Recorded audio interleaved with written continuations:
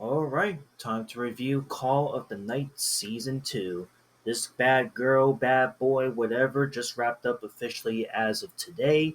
An anime to come out back in the summer 2025 season by Linden Film Studios.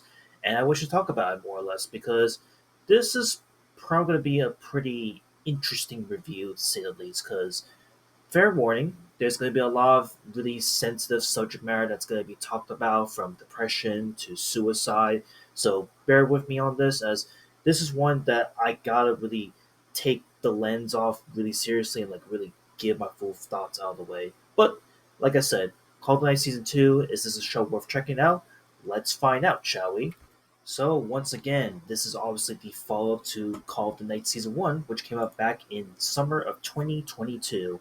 And this show, when this came out back in 2022 that year, this was also a pretty big sleeper hit when it came out, as I thought that this was like a really cool, aesthetically pleasing, and just like overall a really like nice show that I think I kind of dubbed as like what would happen if like the lo-fi girl YouTuber decided to make an anime. Like this was like a lo-fi anime in a nutshell, from the music to the way the characters interact and to the themes and subject matter that the show is all about, which is what it's like to be in the nighttime. And I really liked the show. It really had a really strong 13 episodes. Again, I am gonna say that this may not be for everybody at the end of the day, as it is a bit of a slow burner. But aesthetically and subject matter wise, in this first season, I still love and I still appreciate to this day. So, of course, with the inevitable that a second season was going to come out, it would be quite a fair while till we would get Call of the Night Season 2. And Call of the Night Season 2, right off the gate, starts off exactly as what you remember from the first season of Call of the Night, where, again, in the first half of the show, I would say more specifically around the first two episodes, is where I feel like the show just kind of start at first was playing it a little bit too safe, and I thought it was going to stay in the same lane of like, okay, we're going to see more of like what it's like to be at night, what are the good things about being at nighttime, what are the bad things to do during the nighttime, while also giving us like a lot of really cool music to back up, really cool animation to back up. Because like I said, the show is still really clean, still really spectacular to watch to this day, and the colors in the show still give off the vibe of what it's like to be around at the nighttime. But I gotta say, Call of the Night Season 2, if you go into this show thinking that it's gonna be like the same subject and same themes from the first season, holy moly, you will be dead wrong. Immediately within this third episode of this second season, it takes a huge 180 where shit gets real fast, and it only just like from that third episode onward, it kind of foreshadows what's to come in the final five episodes of this second season, where it really dishes out some really dark, really personal, really like sensitive subject matter, which, like I said, is really hard for me to like describe, because at the end of the day, this is something that may not be comfortable for anyone who's gonna casually watch this, pick this up, and be like, oh yeah, I like the second season, it's great.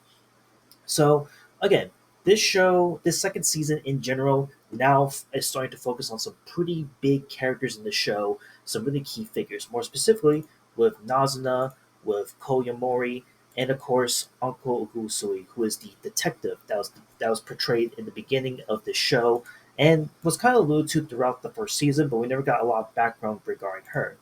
But in this second season, we are diving into some really deep characters regarding these three, but more specifically these two, and then somehow to an extent tying into another key character with Corporal Honda, who turns out to be like a pretty key figure to how Nazna became Nazna in the show in the first place.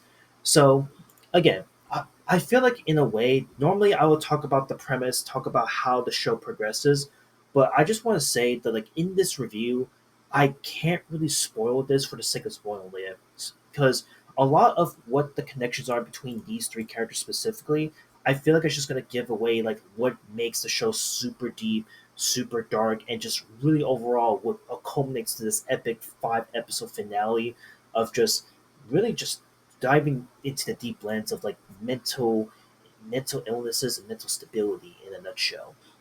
So, for the sake of trying to make sure I don't spoil it, I'm just gonna go into the final five episodes and try to tiptoe around it. Because, like I said, the show is absolutely great, it is amazing. I'm honestly glad that they were able to finally dive into some of the main characters that I was hoping was explored from the first season, but we never got a lot of flesh treatment put into it. And in the second season, you could tell they really decided to focus on the main characters in line, because even the opening theme song, when you watch every episode of the show, really alludes to something happening between these two characters if you saw the opening animation theme song of the second season. So again, in the final moments of the show, this show really starts diving deep into, like, after finding out how our main characters here are all connected, it ends on like a really big culmination where our main character here, the detective or uncle, essentially now has, we now know why she become the detective, why she has this super distasteful hate towards vampires, which was once again eluded from the first season and got carried over to the second season. And Uncle essentially eludes this crazy plan to just end the night so that people were silent, just she has a quiet night forever, and make it where people will fear vampires and that vampires will slowly die out.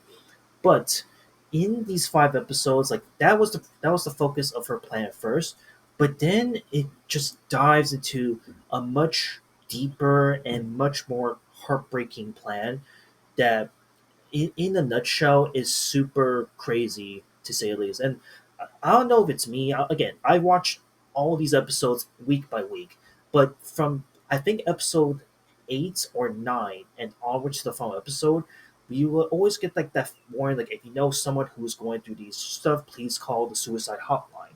And that immediately alluded like, okay, some crazy shit's gonna fucking happen, and yeah, a lot of stuff happens in the final moments of the show, which left me shocked, but also left me feeling like, man, this connected to me in ways that really hurt the most, especially if for someone who has been in this process, been in that dark path at one point or another, thinking about doing this type of stuff, it really hits you home in more ways than one.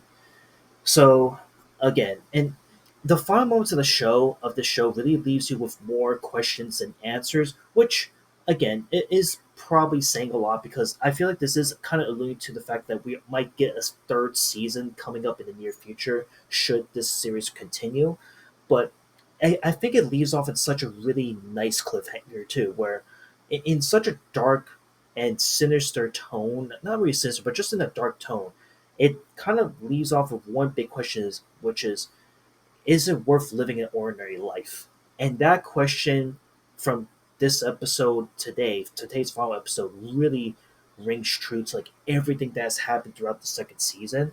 And it makes you wonder, like, holy shit, that is like the darkest, deepest question ever that can really be left to a lot of interpretations at the end of the day. But simultaneously, this was like a really huge roller coaster ride of emotions.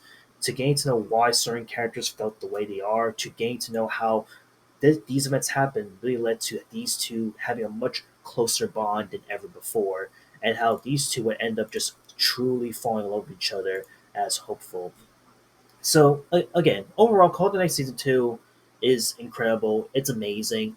I would not recommend this for the faint of heart, however, as this is diving into some really, again, sensitive subject matter that may not be for everyone.